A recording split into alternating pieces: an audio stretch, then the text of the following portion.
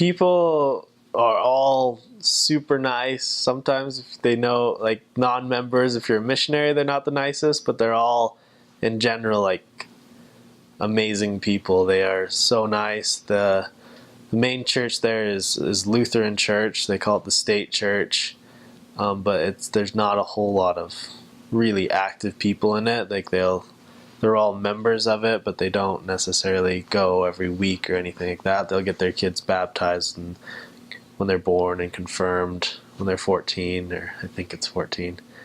But not super active in that. But like every person in the country is basically born into the church, the Lutheran church there.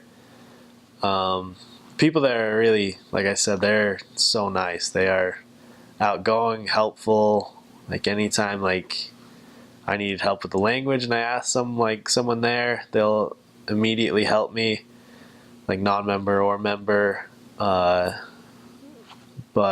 And a great part about Norway for missionaries when you're learning the language is virtually everyone under the age of probably 60 speaks fluent English. So anytime a missionary is really struggling trying to figure out how to say it, he can ask anyone and they'll be able to help. That's a great part. Culturally, they take English from their about first grade until they're done in high school, and all their TV and movies are not dubbed at all. It's all in English, and they just have subtitles.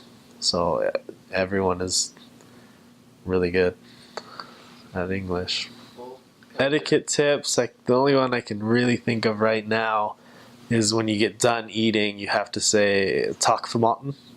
It's thank you for the food. It's considered really rude if you don't say it, and they eat with a fork and knife for everything.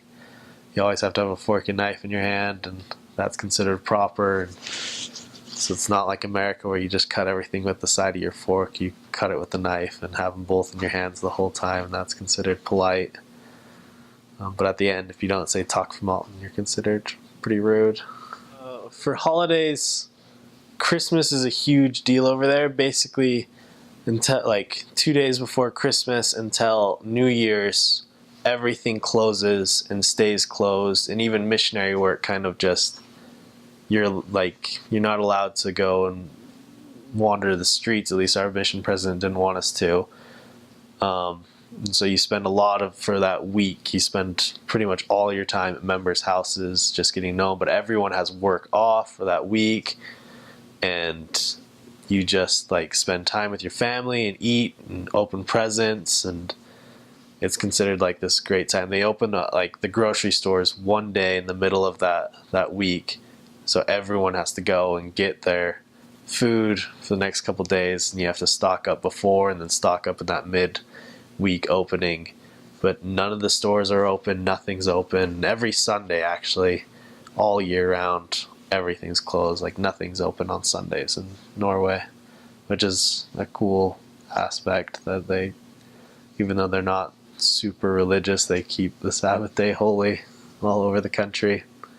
The summer is another really hard part for missionary work.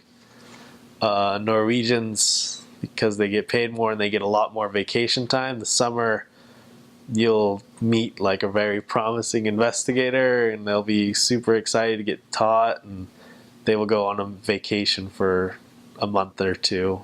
Like in the middle of summer, everyone goes on these 2-month vacations in the summer and aren't around. So the summers are really hard to get missionary work done. They call it feria. They just go on vacation for months at a time. Norwegian culture, it's very different from American culture. I remember first walking there and looking around and noticing that people weren't generally looking at me in the eyes like they normally did. And I've heard that about Scandinavians in general. They don't generally look at you in the eyes. And so I was taken aback by that at first.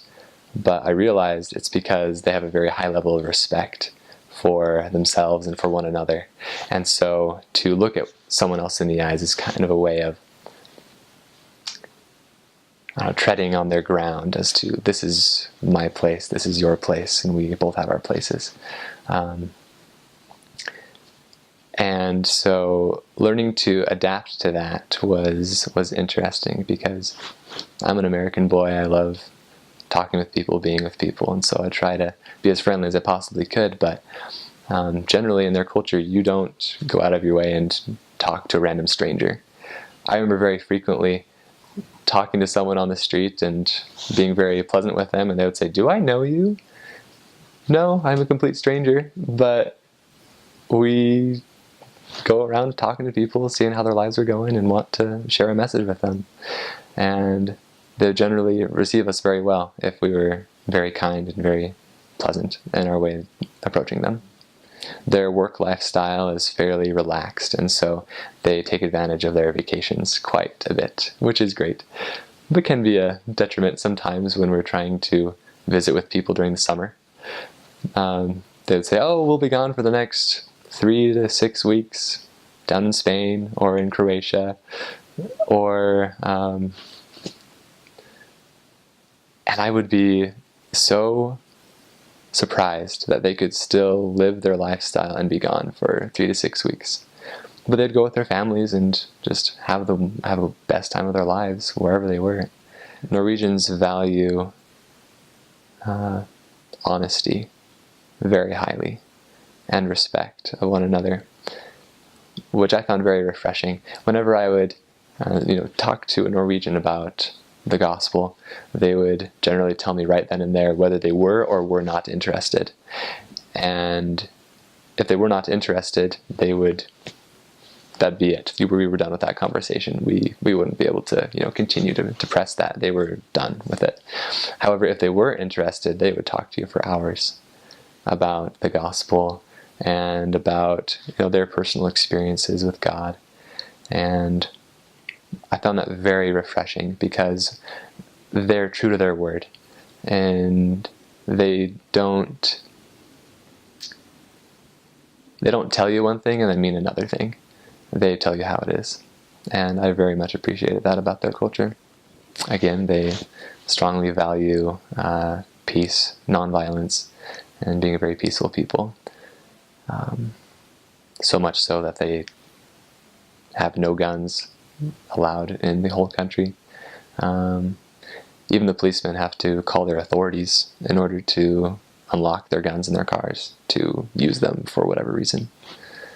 When it comes to holidays and traditions, the biggest holidays in Norway are Easter and Christmas. And New Year's is pretty big too. If you think of an American 4th of July, that is a Norwegian New Year's. I can remember trying to go to bed on a New Year's night, and the fireworks would be going constantly for hours and hours and hours.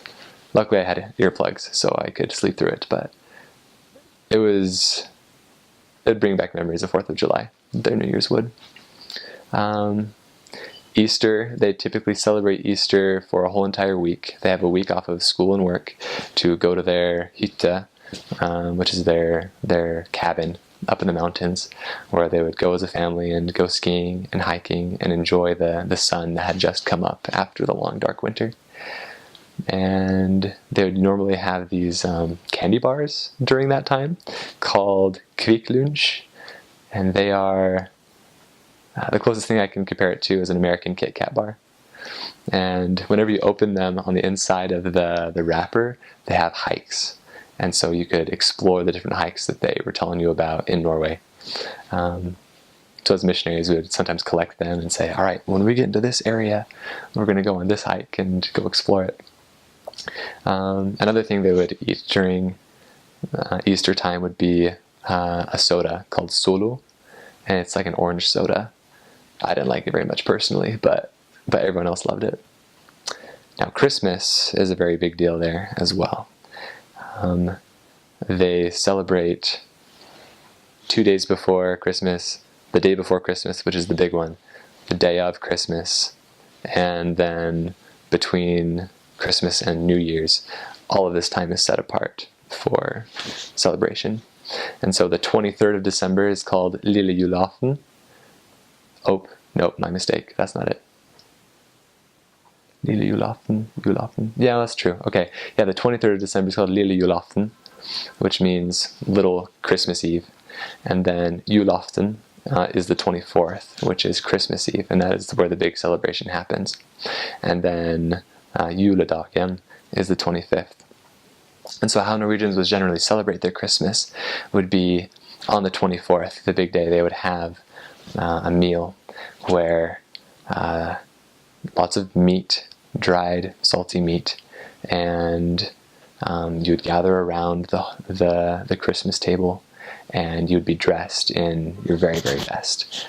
Men would wear a suit coat and a tie and a white shirt, and women would wear a very nice dress, generally old-fashioned, the traditional old-fashioned style of Norwegian dress, and is